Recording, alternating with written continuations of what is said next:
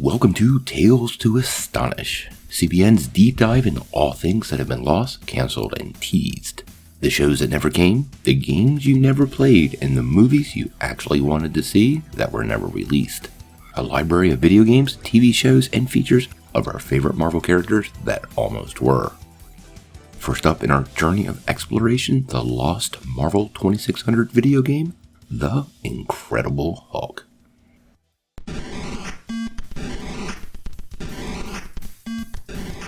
Our story begins way back in 1982 when Parker Brothers released the very first video game based on a Marvel character, Spiderman. And it was a hit to say the least. This was the absolute heyday of video games. So what does somebody like Parker Brothers do when this happens? Well, you plan a sequel. And that's exactly what they did, The Incredible Hulk. In this episode, we're going to talk about the unreleased and never seen Incredible Hulk video game for the Atari 2600. Superhero video games are commonplace today, but back in the 1980s, there was a pretty limited slate for us fans of the caped and masked heroes of the era. There was a couple. Atari had a pretty good Superman game, actually one of the first games ever developed for the flagship 2600 back in '79. And then there was the aforementioned Parker Brothers game that came out in 1982. We've done a video on both of these games, and you can check out the links on them down below.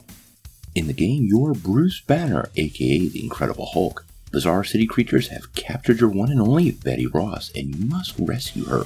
You dash through the maze of ever-moving streets in this tri-level complex. You climb the ropes and collect a gamma charge along the way, becoming the Hulk. Ultimately, you save Betty and find the antidote that will rid Bruce of this terrible curse. It's pretty clear the curse segment of the game is really a playoff of the television show of that same era.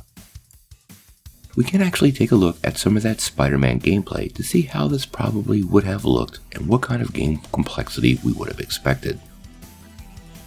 There was a high visibility advertising campaign for the game in several publications and even was part of the Parker Brothers 1983 promotional material. The game itself was supposed to release in autumn of '83. This was during what is now known as the Great Video Game Crash of the 1980s. Atari had released its big stinker, E.T., in December of 1982, kicking off this maelstrom of disasters. Many point to that movie adaptation as the cause of the crash, but it's now pretty clear there was a laundry list of other reasons. It just pretty much needed a catalyst.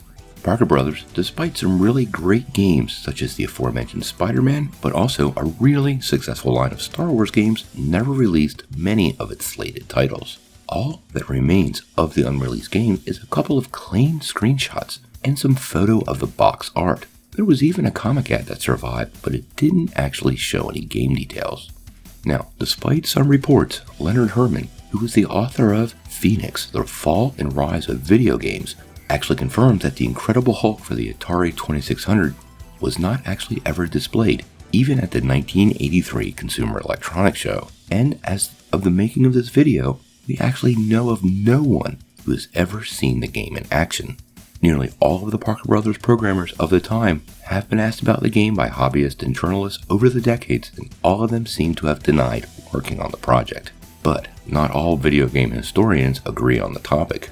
Well-known Atari historian and collector Mac Reithart of AtariProtos.com has remained pretty optimistic and is even quoted as saying, "I'm 95% certain it's out there. I think it was completed. All evidence seems to say it was." That evidence, according to Reithart, is based on the history of unreleased Parker Brother games. Although Reithart did say the screenshot was not actual gameplay, he does go on to say that he feels that the relatively detailed description of gameplay is to suggest that the game was actually worked on and completed. He also points to Parker Brothers advertising the Hulk rather heavily in magazines, including a mention of an equally mysterious Intellivision version of the game. Interestingly enough, the tale does not end here. Back in 2001, a promo box was bought and scanned online, suggesting that the game's prototype might indeed exist somewhere in the universe. Then, over a decade later, in 2014, an Italian user named AirGames posted a forum thread on AtariAge.com. He claimed he had actually obtained a promotional copy of the game and had it in his possession. Unfortunately, he later had to admit that he got scammed and the promotional game was actually a modified version of a Frankenstein game that had a very Hulk-like creature in it. Nearly every unpublished game by Parker Brothers has been found in those private collections, but the Incredible Hulk has never been seen by the public. Ironically, the next Marvel video game was an Incredible Hulk game, although not for the Atari 2600.